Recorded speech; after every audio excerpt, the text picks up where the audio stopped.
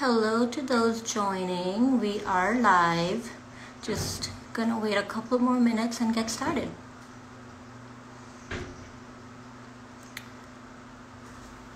All right, well, let's get started. It's 9:30.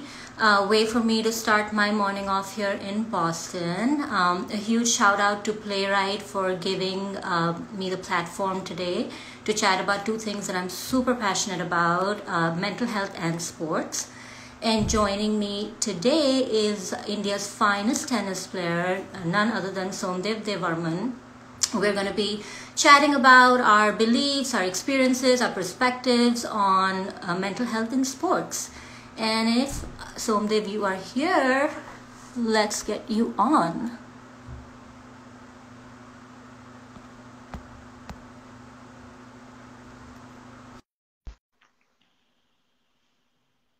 He should be joining us in just a minute.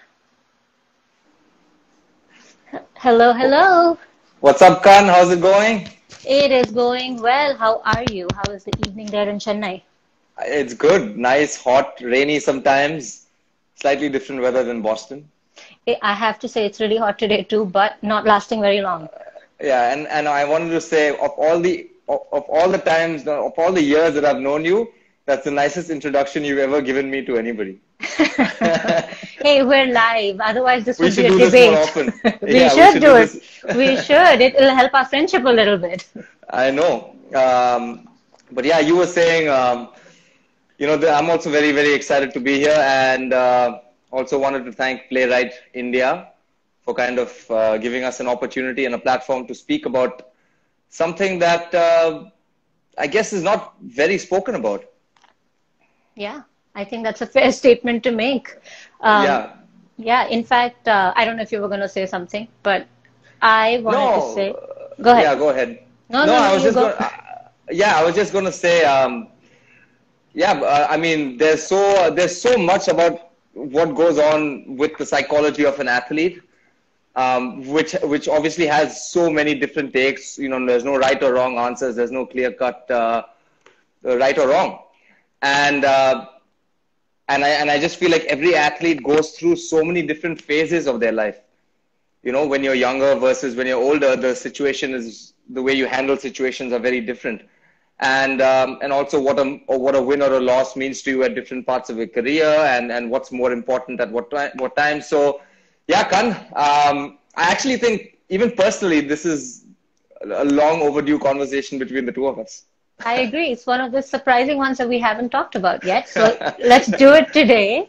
Let's do it. I like what you said. In fact, I feel mental health generally, there's so much, it's an intriguing topic, especially in India, and there's so much mystique around it. And when we think about mental health in sports, in my opinion, I feel that there's this cookie cutter approach to what mental health in an athlete's life should look like. And before I talk about what my opinions are, I want to know if what yours are. Like, how has your mental health journey as an athlete been? Up and down, very, very much up and down. I would say, a few things in my life, at least early on, were clear that I knew I wanted to be a professional athlete, which meant that I expected a certain kind of behavior, intensity, and way to kind of prioritize what I really wanted to do. But that doesn't mean that I didn't go through hell on the way. At different times, the different things that I was maybe insecure about, I was unsure about, and and I think it's. I mean, keep in mind, you're an 18, 19-year-old at that point trying to play at an international level, and that's what there's so much criticism out there on young professional athletes, and one of the things I always tell people is, so just think about this person as a regular 25-year-old, and maybe you won't be as harsh on people if you kind of have that perspective. So true. And I feel like ups and downs, and people will, find it tough to believe that you had ups and downs as well in your career. But I think that brings me to my next point. There's this whole thing of mentally strong. So what is mentally strong? Who is mentally strong? How would you define that? Mentally strong. I think one of the, I mean, that's such a good question, Kan, because there's so many different answers to mentally strong. And the first thing I would want to say before I say anything else is just because you lose sometimes, that doesn't mean that you're not mentally strong or you weren't mentally strong on that day. Maybe you I'm lost so for happy different you said reasons. that. So happy you said that.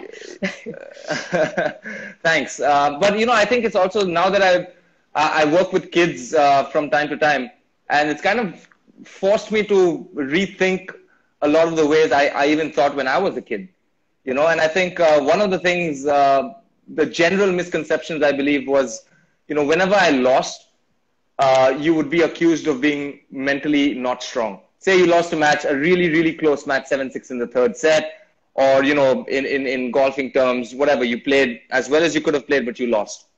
Um, and a lot of times I think, you know, the first thing I would say is people they almost form a direct correlation in their heads between success and mental health. And I think to begin with, that's not a good place for us to start. That's not a healthy place for us to start because we're putting all sorts of pressure and on ourselves, everybody around us, and basically only one result is acceptable. True. You know, in a situation where several outcomes are possible. You know, so I think for me, mental strength. Now, I would probably say it's something along the lines of regardless of what's happening outside or what's happening around you, when you do step in on the playground, you're mentally there to give yourself the best chance. And if you can put yourself in that position more often, I think that would define you as being a mental.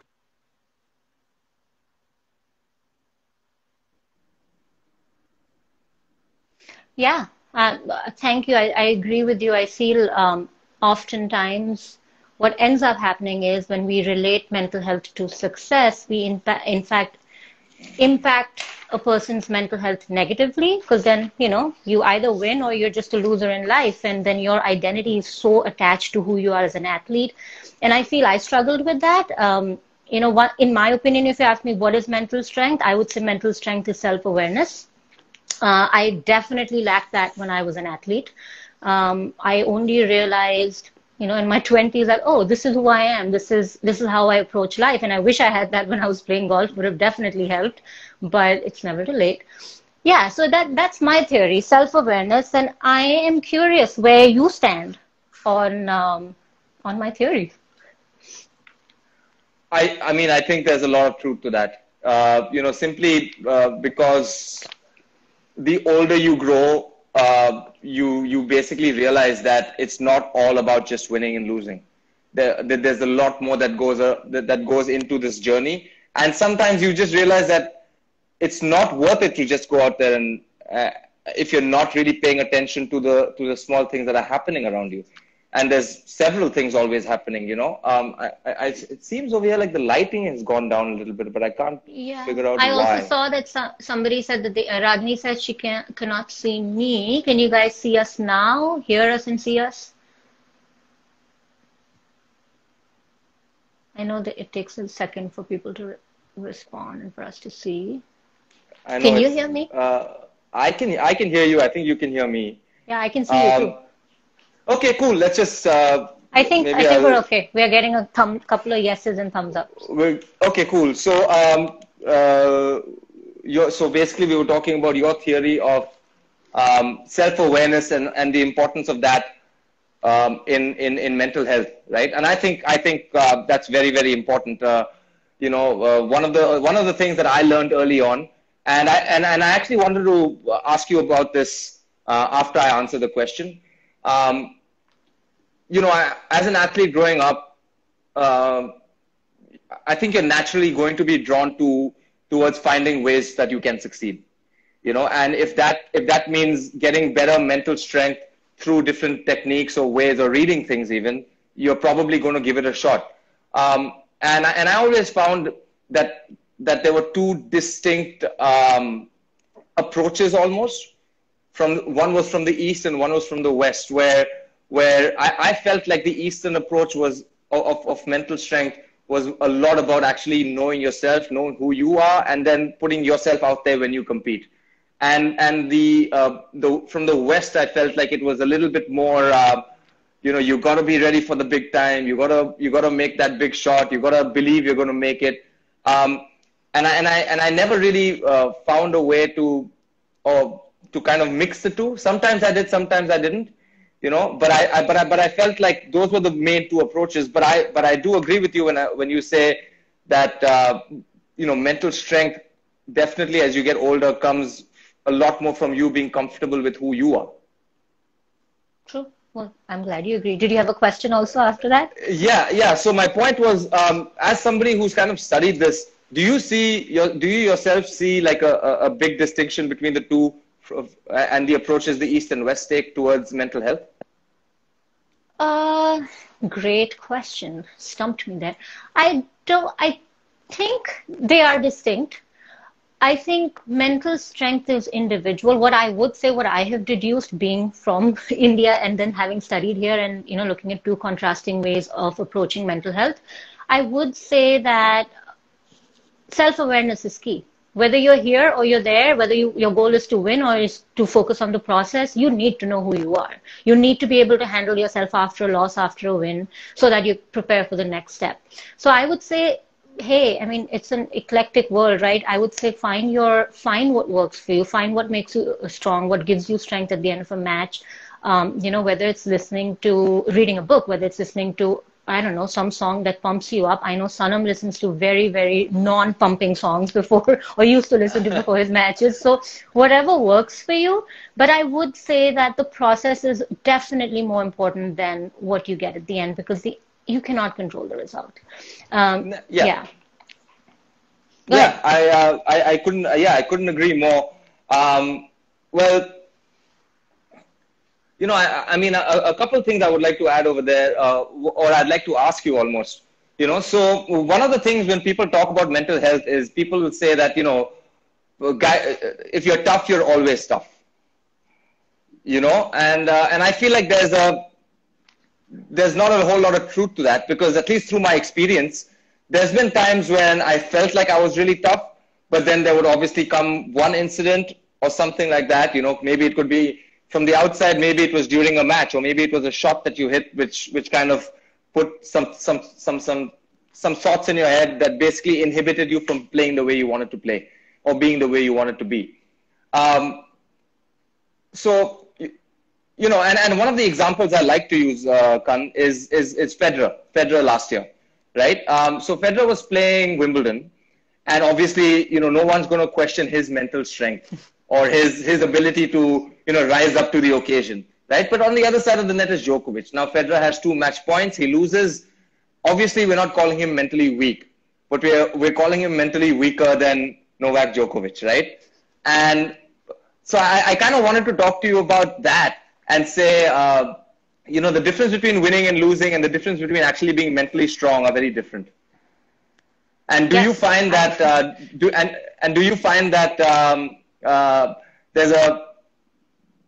there's a big misconception in how people deal with it? Yes, I have nothing else to say, but yes. And hey, let's just take you for, I think as a tennis player, even as a golfer, you're not winning every week. It's not happening. Does that mean you're losing every week? No. Right. And I also actually, to your example about Federer and Djokovic, why are we so much nicer to them than to our, friends or nephews and nieces who are playing sport? I mean, why? Why is it that when our nephew or our friend or when we lose, we're thinking, oh man, I'm so mentally weak. But when we see Djokovic and Federer, so I feel that is weakness, in my opinion.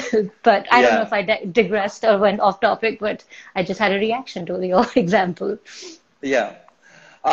Okay, Kan, I have a few more questions for you. I know this is going to be back and forth. But one of the things that I actually really struggled with when I was playing is the focus between me as an athlete and me as a person. And when I was younger, it was about finding happiness and peace and also obviously playing at a very high level, with a lot of intensity. Um, how would you approach it with a young athlete you're let's say having conversations with when they're having problems between almost making a difference between the person and the athlete? Love that question. I can go on and on this. So I very, very strongly believe that you are a person before you're an athlete. Personally, Okay. from I made that mistake for till I was 22. I didn't realize I was anyone before I was a golfer. Hey, my loss. For 22 years, I couldn't understand who I was. So if I Mm-hmm. was talking to I mean, a teenager who's wanting to be an athlete, if I was say, I'm their counselor and they want to be better at their sport, I will not start with, hey, let's think about goals and performance. First, I want to know who are you? Hey, tell me a little bit about your life. Tell me what's school like. Who are your friends? What do you like doing besides your sport? Because we need to understand the whole person. So yeah, that's where I would start. And then we can go on to goals. And then when we are working on goals and we're figuring out what's the progress on these goals, then I'm tying back to, hey, you told me when this happens in your life off the tennis court, off whatever playing, sport you're playing off the field, you told me this happens. How is that correlated to how you're performing on court or on field? So that would be my approach, because I think person before athlete always. Right. And how do you as a young person, how do you define, who you are and why you're playing? Great question. How do you define who you are? I think who you are is, you can never define it. It's constantly evolving. Who I am today is not going to be who I am a year from today. So I Yeah. think at least having conversations or having a support system around you, whether you have a counselor, you don't have to have a counselor, your parents can help you, your siblings, your friends, constantly being aware or being in tune with, okay, this is what I like, this is what I say when people react in these situations, I'm like this, is super important. Yeah. I don't know if I answered your question. What was the second part of your question? Why am I playing? I don't know. You have to help me on that. I Right. think I struggled with that question. So you have to help me out on that. Yeah, I mean, honestly, the older I got, the answer changed, right? Because early on, I want to be world number one. That's when you first start. I want to play a Grand Slam. I want to do this. I want to win Wimbledon, right? And later on, you almost realize, um, yeah, okay, you maybe you could, maybe, and there's a handful of guys who obviously had those dreams that fulfilled them, right? Like the Novaks and the Rogers and the Rafas. But for the rest of us, it was like, okay, we just got to put ourselves in the best chance to win, and you kind of understand that. But I think why you play, well, considering that I retired very very early, was a very important question, because why you play is because you like playing. It's literally that simple, and it wasn't that if I didn't achieve my goals, I was going to stop playing. So obviously the goals are not the reason why I'm playing. If I continue to lose, I would still continue to play. So it wasn't because of wins and losses. So it was because I really wanted to play. And I think that was an important step in my life, at least, and also it was an important step because then I knew why I was working hard. True. Because early on, and this is actually this is going to lead to the next question I have for you, as I'm kind of now transitioning to a little bit more on the coaching side, and I'm sure Sanam, who's a coach now at Harvard, but a lot of young coaches and a lot of coaches generally have probably had a little bit of trouble with this. What happens? What's the best way to approach a kid that you find who's not motivated to be there? You're throwing, geez, Heavy questions. full, Heavy full questions. toss balls. No, because Not this is what something you. because this is something that I feel like we all deal with, right? Yeah. Well, I'm going to try and answer your question, but before I answer your question, I think I want to highlight what you said, that you were there and you were motivated because you loved the sport. I will say though, there are a lot of people out there who are playing who don't love the sport. They don't know the why. And I think that's what's important to find out. And, it's okay if you don't love the sport. I think there's a lot of pressure that, oh, you should only play that if you're really into it and you're focused on the process and you'd be there without wins and losses. I would challenge that and say, play, but acknowledge to yourself that you are there just for the win. And that's okay. Then your goals are going to be different. Your process is going to be different. Yeah. I Yeah, don't know if because that why would you answers. approach it? Yeah, because why would you approach it any different than a job? Exactly. Yeah, great point. We all are in jobs. We don't love our jobs. Not everybody loves their jobs. You love part of it, don't love part of it, and then you still find motivation to be there. And I think that answers your question as to how would you work with an athlete. Thank you for helping me answer your own question. But that would, help an athlete figure out, okay, why are you here? And I think as a coach, Sanam and I talk about this all the time. It's like, get to know the kid. Don't just assume what you see on the court is what that kid is. Find out what's his family all about. What kind of messages about his sport, his or her sport, did they get when they were growing up? What do they think? How closely linked is their identity, self-identity to their performance? So once you find out all these layers, I feel like you're able to help the person figure out what is their motivation. I don't think you should ever figure out as a coach how somebody should be motivated. I think that's pretty I forgot the word, but opposite of what a coach should do. Right. Does that That's a answer fair your point. question? Yeah, I think so. I mean, I guess just to first figure out who the person you're dealing with is before going out and saying, here's a drill, go and crush it. Yeah. Right? So Yeah. I guess you're right, because at the end of the day, you're dealing with people. And I think that's also one of some of the best coaching advice that I've got from some top coaches that I've worked with, is they say, you don't coach two players the same way. Yeah. You just don't, because they would respond to criticism differently. They would respond to praise differently, or a situation where they feel threat differently. Yeah. And I think understanding, that's why it's important to understand who you are, because just because Yeah. this person did it this way, that doesn't mean you also have to go out and do it exactly that way. Find what works for you and continue trying to find what works for you, because that will continue to change. That will True. continue to evolve. And I'm just thinking as you were talking, I was like, as a coach, you Yeah. probably need the same level of self-awareness as the athlete. And especially, I feel like when former athletes and high-performing athletes like you and Sanam become coaches, you have to then separate your process when you were an athlete and what you expected from what your trainees, approach is and what's going to work with them. This is totally off topic, but I just wanted to say that out loud. Yeah.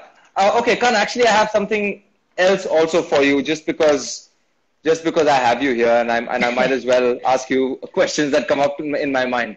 Um, so there's a lot to mental health, right? Obviously, and I mean, it's impossible to really get into the depth of it while doing this, but I feel like we're at the surface right now. So, you do see people who are depressed as well. You see many athletes who are depressed for various reasons.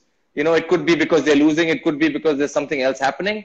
And in sports, I feel like it's quite clear to see how it's kind of affecting the person. And since right now depression is such a big, it's such a big, it's such an important topic for various reasons. How do you think that we can deal with athletes who are really, really down in the dumps?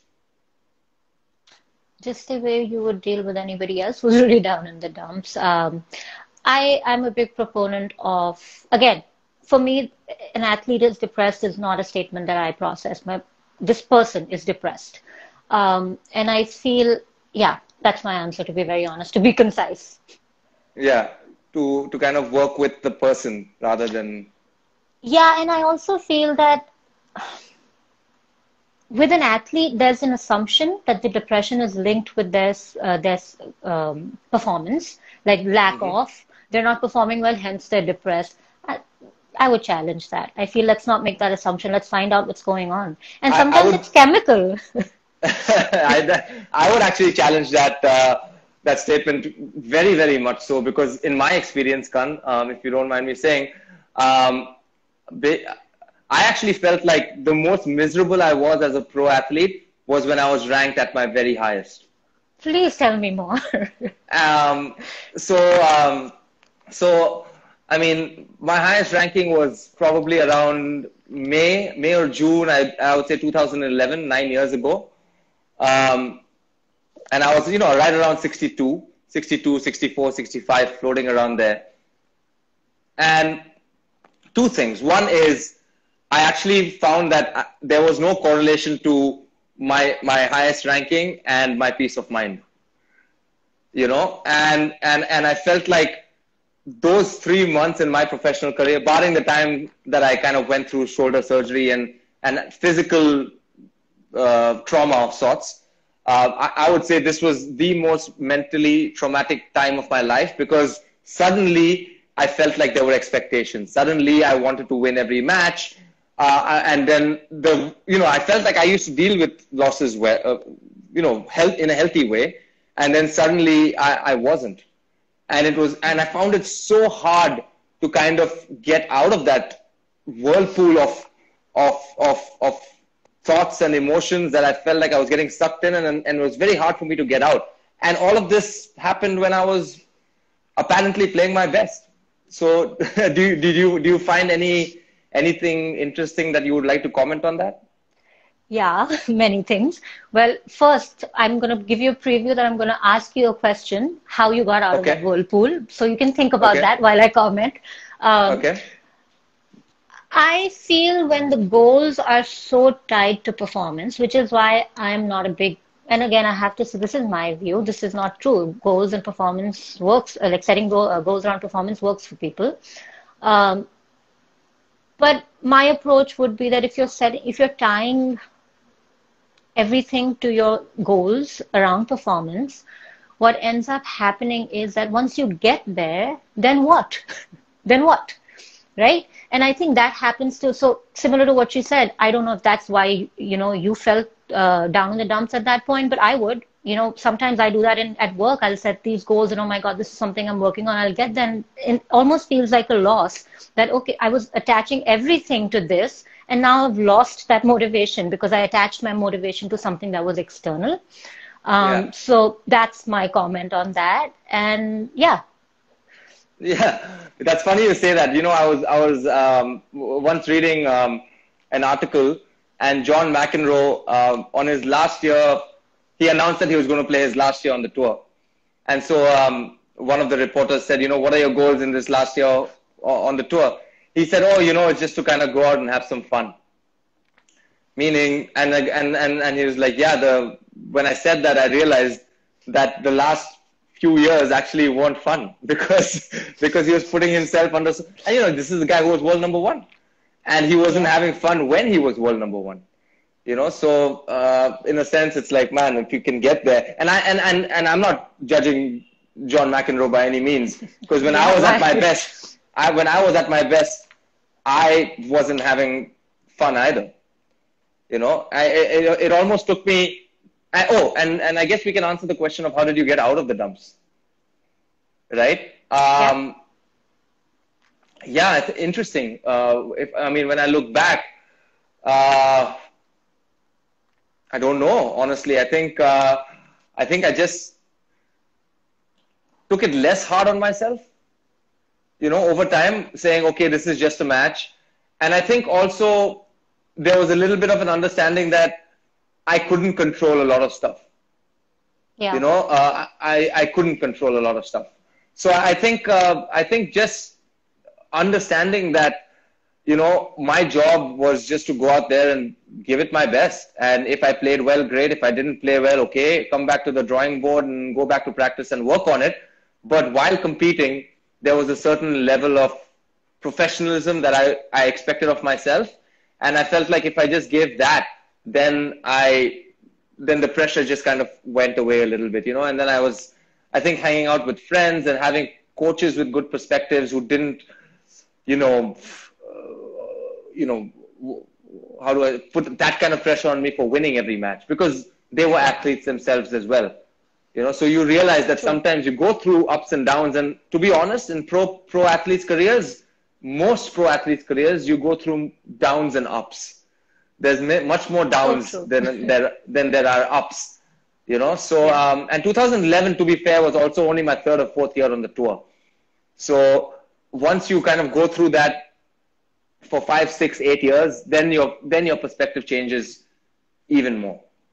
Definitely, I agree, and yeah, I'm glad. Continuously evolving thing, almost. Life is all about that. Sadly, I wish there was a shortcut. But something you asked me 10, 15 minutes ago, and you answered that yourself, I feel, about how would you work with somebody who's struggling with performance or struggling to find motivation. I think you made a good point, right? There's only a few things we can control. And I sometimes find that whether it's coaches, whether it's family, whether it's friends or the person themselves, they start to believe that, I cannot blame luck. I cannot blame other things. So it's all me. I'm not performing. I suck. But I think that it's important to remember that there are certain things you can control and certain things you cannot. And when working with somebody as a coach or as a mental health professional, I would love to sit down with the person and do a simple exercise. Okay, let's make a list of what's in your control and let's make a list of what's not. And let's work on the things that you can control. Exactly. I think that sounds like a healthy way to actually go out and approach it. I would hope so. Yeah. So we have a question which I think is very important. Okay. How do you get the monkey of great expectations off your back? I'm letting you take that one. By Chatty Chandigarh. Yes. Okay. Good question. Honestly, I think you start caring less about what the outside thinks. It's literally that simple, and it kind of became that simple for me when I started playing, because when you're out there and listen, pressure is, you can call it real, you can call it surreal, you can call it whatever you want to call it, but the truth is that you're the one who's dealing with it, so you have the option of caring and the option of not caring. And I think, actually, I didn't say that right. I didn't say that right. You don't have the option. It's not that easy, but there's possibilities where you can work on, obviously, appeasing everybody else that's out there, and so you're winning for everybody else. But at least I think at the end of the day, as an athlete, you do things for yourself based on what you think is going to work for your performance. And if that works, great. If that doesn't work, that's just too bad. How do you take the monkey off your back? I think just care. Honestly, it's hard to say, but I think just care a little bit less about what everybody else thinks, and focus on just what you, your team, and the people around you have believed in the process that you're in, and work with that process. And if that's successful, great. And I think it goes both ways. Caring, because if you have to not care about what people say when it goes against you, I think you also have to take compliments with a pinch of salt. Yeah. Because it can't work where flattery, easily amuses you, and criticism does not. So I think just finding that balance to understanding what or whose voices you want to listen to and whose voices you want to allow in will help you deal with things like getting monkeys off your back for this, that, or whatever reason. Couldn't agree more. And I want to add one more thing. People are going to think all I say is self-awareness, but become friends with that monkey. That monkey is sitting on your back. It's your back. Become friends with it. Get to know it. See what it's trying to say to you. And that's it. Then it won't bother you anymore. Yeah. Who said the monkey is not your friend? Yeah. Good point. Anyway, Kan, we've been here for, wow, this time has flown, huh? I can't believe we've been on definitely flown. For anything else, Kan, that you would like to add? I know we've actually taken notes, but we've veered away from the notes, really. We've just kind of kept this freestyle. Yeah, I agree. And honestly, that's how most of our conversations are. I was coming into this most prepared I've ever been for a conversation with you, but We took it the way we normally take it. Yeah. No, the only thing, no, I don't. I think this was a great conversation. Thank you so much for your insights and sharing your examples and experiences. The only thing I want to leave everybody with is person before athlete. Just remember that. Whether it's whether you're coaching somebody, it's your child, it's your friend, person before athlete, and you'll be very helpful to them. I think you're frozen. Yeah, Any last minute great thoughts thought on at the this? end there, Kan.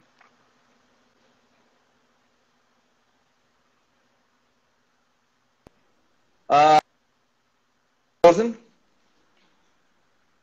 Maybe, can you hear me, Kanika? Sorry, you were cut off for a minute. Yeah, now you're fine. I'm We back. didn't hear what you Yeah, said last, so okay. you'll have to repeat. So Chatty Chandigarh, after giving us a bombshell of a question, has come up with a really nice quote. And I know it's not yours because I've seen it before, but I'm going to read it out loud anyway. If you can meet with triumph and disaster and treat both those imposters just the same. Wonderful. I think that's really nice. And hey, Tret Huey is here.